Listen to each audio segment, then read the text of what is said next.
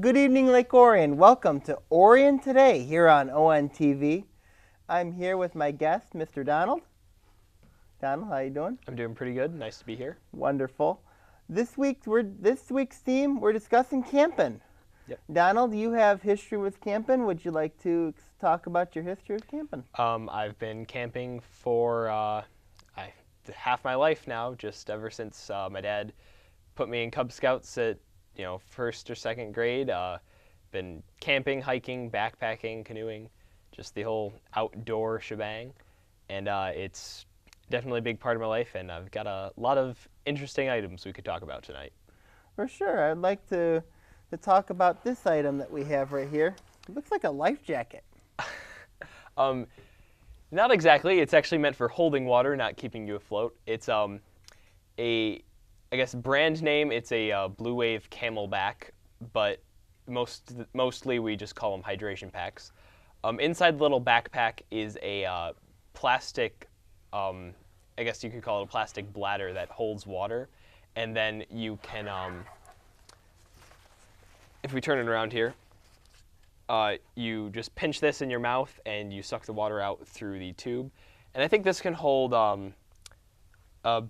maybe 1.5 liters, which is actually pretty nice because you can take that just on its own and it's got a small backpack compartment, or you can take the plastic part out and put it into a larger backpack like I have here and not have to deal with the outer part. Oh, wow. So basically, you can use this anytime you go in the water or go swimming? It's not really meant for aquatics. No, not for it's meant for when you want to, it's just more efficient than carrying around a water bottle because you don't have to deal with a water bottle either holding it or having it unbalance your pack. It just kind of centers the weight on your back and keeps it close. And it's also, hydration packs were first used a lot by cyclists because it was easier for them to have just a tube they could have over their shoulder and drink out of instead of having to reach down to a water bottle holder and grab a bottle every, whenever they wanted to drink. Speaking of bottles, you've got a water bottle right here. Yeah. That's a very standard Nalgene bottle. Nalgene's a very popular brand, and as far as water bottles go, there's not a lot of difference between bottles. It's either you have the smaller opening on top like that, or a larger one, and most bottles are either 1 or 2 liters. And on an average day of hiking, if it's hot, if you're sweating a lot, you'll go through 4 or 5 of those. And you're always trying to keep them full because you never know when you're going to be in a situation where you can't refill them. Wouldn't it be also wise if it's a hot day to carry this around too? If I'm doing any serious hiking, where especially if we are going to be in between water sources, I'll usually have that filled up. I'll have 3 of these water bottles filled up. And I will also, if we are going to be in an extremely dry area, fill up this platypus bottle, which is meant to be just kind of an emergency water bottle. It's flat when it's empty, but you can open it up and fill it with water, and it will just expand.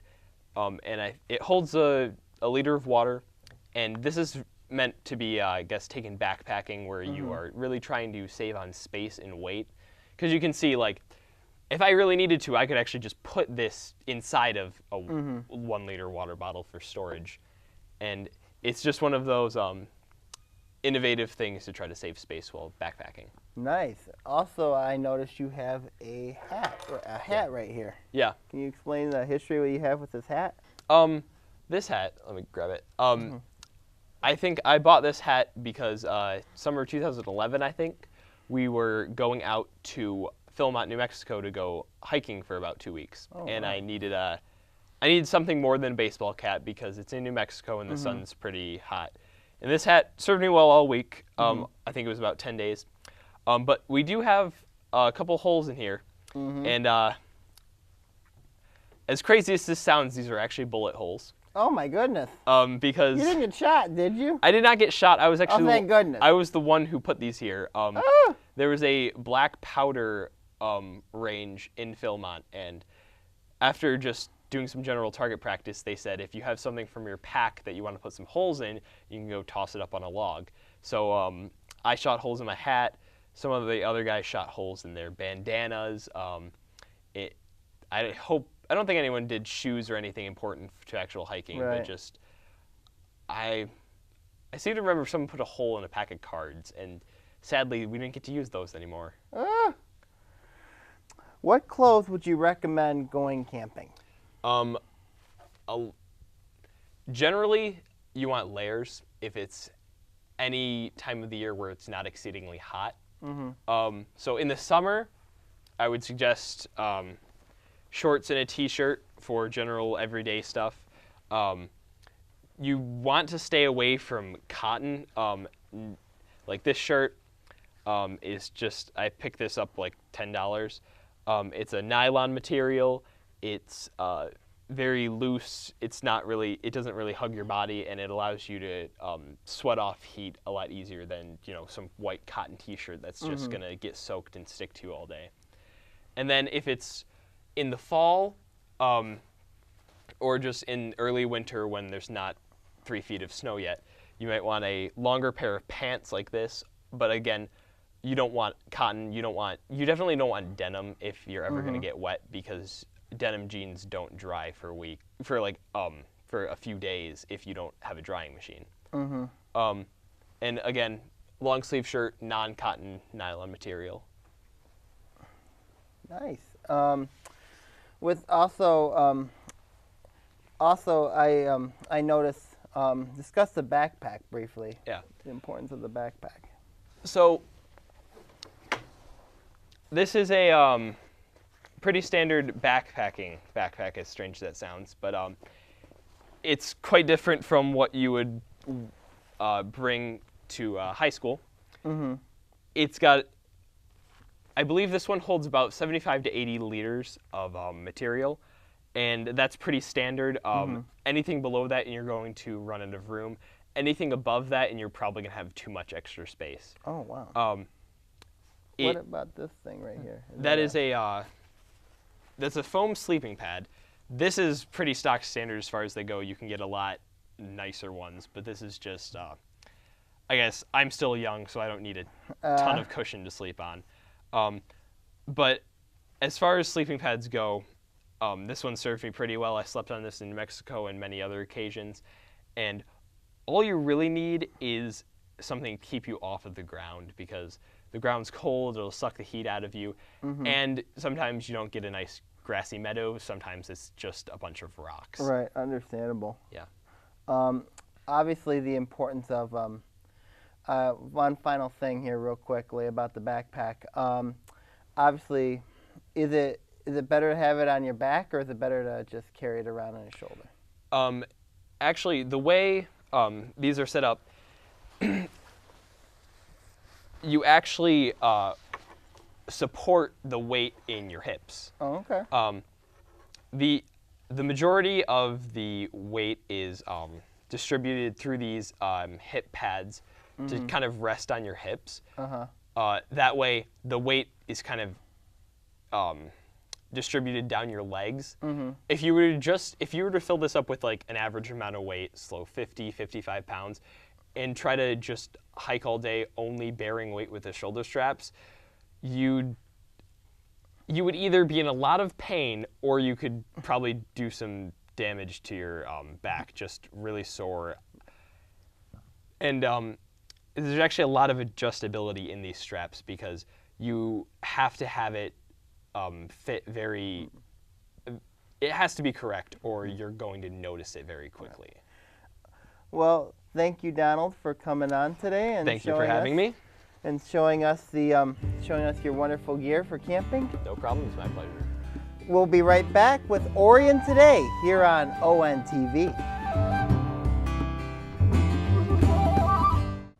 The Orion Lighted Parade is a tradition that ushers in the holiday season here in the Orion area.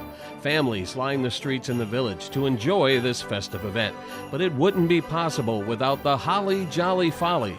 This year's fundraiser is scheduled to take place on Friday, December 5th at Golling Buick GMC, located at 1491 South Lapeer Road. Enjoy live entertainment, a silent auction, a cash bar, and a 50-50 raffle. Food will be provided by Italia Gardens. Tickets are $35 per person and are available at Golling Buick GMC. For more information, call the Orion Area Parade Group at 248-802-5521 or visit orionlightedparade.org.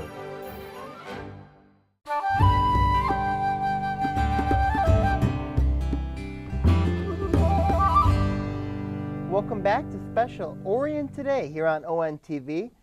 I'm still your host, Mr. Anthony Taormina, and I am here with Donald's sister, Megan. Megan, how you doing? I'm good. How are you, Anthony? Wonderful. And we're going to discuss fishing. Yes, we are. Yes. Today we'll be talking about fishing basics, basically. I have brought in my tackle box today. And the different levels of it. Ah, nice. Nice. Yes, so most of this my dad uses to fish, and my dad was actually the one that taught me how to fish. From about, as long as I can remember, I was probably about 4 the first time I started fishing, and I used to just catch like bluegill and stuff, and then our neighborhood has a fishing derby, so I enrolled in that in kindergarten, and I tied for first place. Nice, and then, congratulations. Thanks, it was an honor. And then in first grade, I caught my first bass, and I won the fishing derby, and that was the last time I ever won. So Wonderful. What areas do you go fishing at? well, we like to fish in like Lake 16, and I've never really fished in an ocean, but I have fished off like the up here of an ocean, the Pacific Ocean. I didn't catch anything, but it's pretty cool. You ever fished in one of the Great Lakes? I don't think so. No, I have not, but that would be really awesome. That'd be quite an experience. I would strongly recommend that you and your family try fishing on the Great Lakes. Oh, I have fished in Lake Michigan, actually. Oh, okay. Yeah. Yeah. That's awesome. Yeah. So, what is the largest fish you've ever caught? the largest fish I ever caught was a 16-inch pike in Lake Voorhees, and Could you tell where that's located? it's right actually by here. It's right on Walden and Baldwin. Nice. Yeah. So that was the biggest fish I ever caught, and I think I was probably like 12. Oh, wonderful. Have you caught any bass? The first bass I ever caught, like I mentioned, I was in first grade, and it was 15.5 inches, and I just caught it with a worm. It's a fishing derby, and I was fishing in the deep part of the lake, and all of a sudden there was like this really strong tugging on the line, and I had caught a bass, and it was really crazy, but so that was pretty cool. Nice. And then I've caught some smaller bass. Nice. Could you tell us what you got some bait here? Yeah. What is this bait? This is like the squirming bait series, and the bait that come in the bags like this, they like infuse it with scents that are attractive to fish. So this helps you like attract the fish so you can catch like the bigger fish, and these are used to get bass. Nice. That's nice. Also, I noticed I noticed that you've got some wonderful experiences as well. What would you recommend to other people who are first-time swimming fish or first-time fishers? Fishermen and women. I would recommend just starting off with a pole that is easy to use. You don't want a pole that's too big or too small. You should know the area you're fishing in and know how big the fish are. And so find the pole that's right for you, and then also with knowing what fish are in the lake you're fishing in, you want to know like what bait to use. You know, if you want to use a bigger bait or just a regular worm, a live night crawler, that would work also if you're trying to catch smaller fish. Nice. Do you recommend does your family own a boat to go fishing? Yes, we do own a boat. it's been there for me my whole life, and that's the only boat I've ever fished on. Nice. Yeah. But going into the do you prefer just to fish in deeper water or in or shallower water? That is a very good question. We actually name parts of the lakes on like what fish we know are in each region. Like, so maybe on the canal we call it like Perch's Peak, and yeah. So you just kind of know where all the fish are. They basically stay in the same places. If I am fishing in the deeper waters, I won't use a worm. I'll use a sinker, much like this white top is a sinker, and it helps your bobber go farther down. Or not, sorry, it helps your line go farther down into the water, so because the bigger fish are obviously down lower. And when you're fishing in shallow regions, you can cast it out and reel it back in slowly, and you can get the smaller fish that are in there. Is it truth or is it stigma about it? Seems like any kind of fish can any kind of fish be in the water? Can any kind of fish be in shallow water or in deeper water, or just certain kinds of fish? You'll be surprised. There's a lot of bigger fish that I've seen like in really shallow canals. They're just like bottom feeders that usually are associated with the smaller fish. So, yeah, they're not always in the deeper water. You have to look in the shallow waters too, because you never know where that big fish, the prize fish, is going to be. One thing that I had a viewer recently ask on another show, fish seem to survive when the water is cold. How does that happen? When the water freezes over, I'm sure everyone knows about ice fishing, where you can carve a hole in the ice and fish. The fish are can live in like different climates and temperatures of water, and then when the top freezes over, I've actually seen like fish frozen in the ice, and they don't really survive, but the fish that stay lower and don't get frozen, they are good for ice fishing. And, oh, wow. Yeah. Would you recommend ice fishing? I've been ice fishing a few times before, and it's cold, and it's not as fun because you can't cast out and reel it in. You have to stay in like the same spot for a long time. But I mean, if you really have the urge to fish in the winter, then that's your only option. Wonderful. Before we conclude, I'd like to go over one more thing about fishing. About what type of bait would you? I know we mentioned this briefly earlier, but what kind of bait would you recommend for fishing?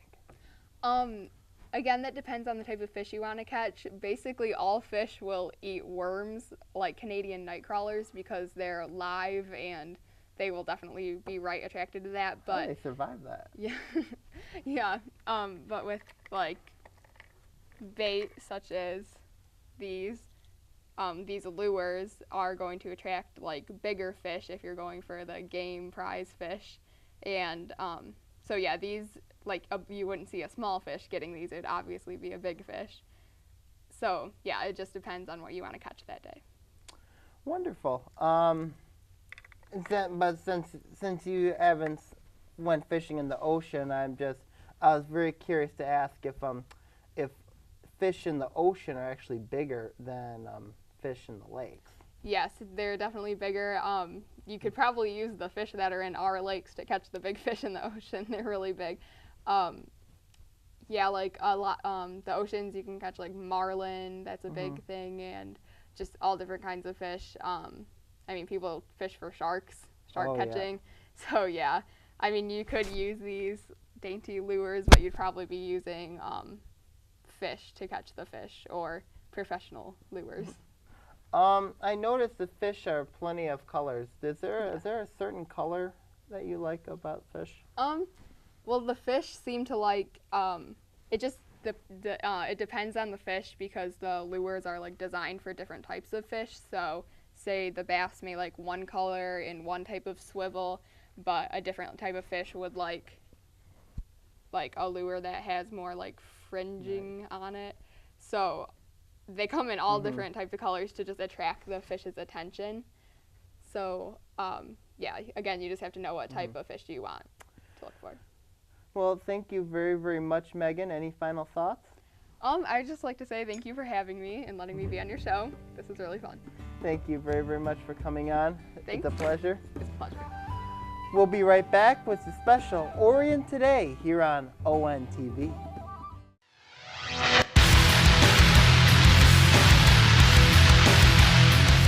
Hello, Lake Orion and Oakland County.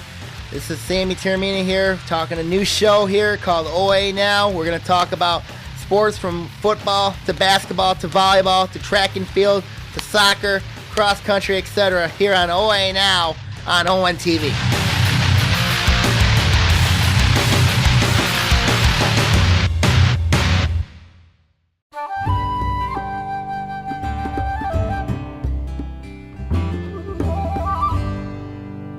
Welcome back to Orion Today here on ONTV. I am your host, Anthony Taormina. Yes, the master of the land and sea.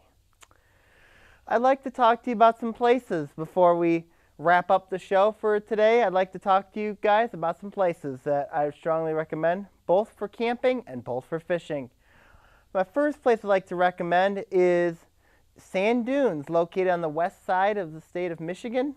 It is great for fishing. You get to see beautiful Lake Michigan, and it's strong. And also the beautiful areas. Also the scenery is beautiful too. I strongly would recommend that you guys go out there, and also go fishing, and also go there for rest and leisure and relaxation. Also for leisure purposes. The next place I would recommend is an area that is close to the Sum of Michigan called Sleeper State Park. It is located in north of Caseville, Michigan, and it has its beautiful area for swimming. You get to see the very tip of the thumb in Port Austin, and also you get to go swimming, also get to go fishing, and you also get to have a fun time. I would strongly recommend that you guys take a chance to go out there, and also there's also lodging there too. You get to stay there for. There's obviously a small fee, but it's also a state park. So I would strongly recommend that Sleeper State Park. I would strongly recommend off of Port Austin Road and M25. If you want to do something else other than camping, I strongly would recommend that you take a look at going golfing or going miniature golfing. Some nice family leisure fun at Sandy Dunes Adventure Golf Course, located off Port Austin Road and M25. There you get ice cream. Get ice cream. There's an arcade. There's a bar. There's also there's no bar, but I mean that there's certainly a nice place. There's picnic tables, and there's also 18 rounds of fun miniature golf. That is Sandy Dunes Adventure Golf Course. You're in Caseville, Michigan, not too far from Sleeper State Park. Last place I'd like to recommend is very close to here. It's called Addison Oaks. Addison Oaks is wonderful. It's just off Lake George Road, off in Leonard, Michigan, where you got a nice banquet hall. You got a nice banquet hall. You got swimming. You got fishing. You got lodging there. I mean, it's tremendous. I mean, I would strongly recommend that you guys go to Addison Oaks and enjoy the beauties of fishing. That will conclude this week's episode of Orion Today. I'd like to thank my guests, Megan and Donald. Thank you for having us. Thank you. Lake Orion, have a great night. Go green.